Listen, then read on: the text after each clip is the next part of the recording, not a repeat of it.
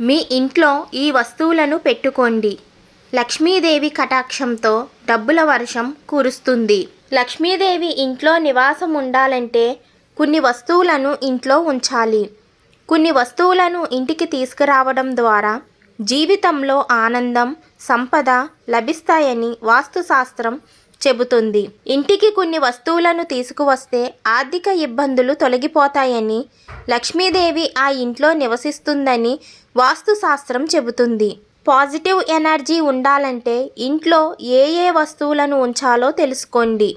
వాస్తు లోపాల వల్ల జీవితంలో అనేక సమస్యలు వస్తాయని చెబుతారు. వాస్తుకు సంబంధించిన కొన్ని సింపుల్ రెమెడీస్ చేయడం ద్వారా మీరు జీవితంలో తిరిగి సంతోషం మరియు శ్రేయస్సును పొందవచ్చు. ఆర్థిక స్థిరత్వం పొందడానికి సులభమైన వాస్తు పరిష్కారాలను చూద్దాం.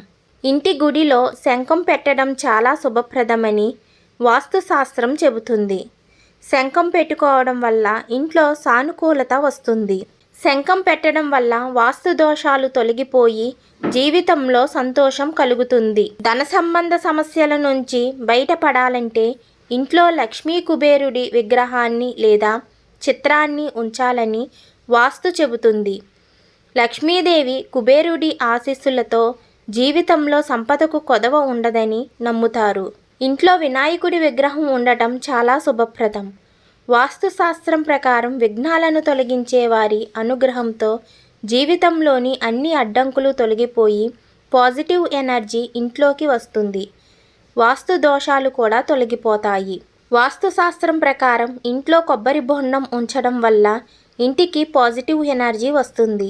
ఇంట్లో కొబ్బరిని ఉంచడం చాలా శుభప్రదం.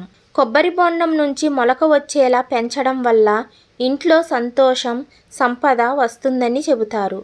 జీవితంలో ఆనందం ఉంటుంది.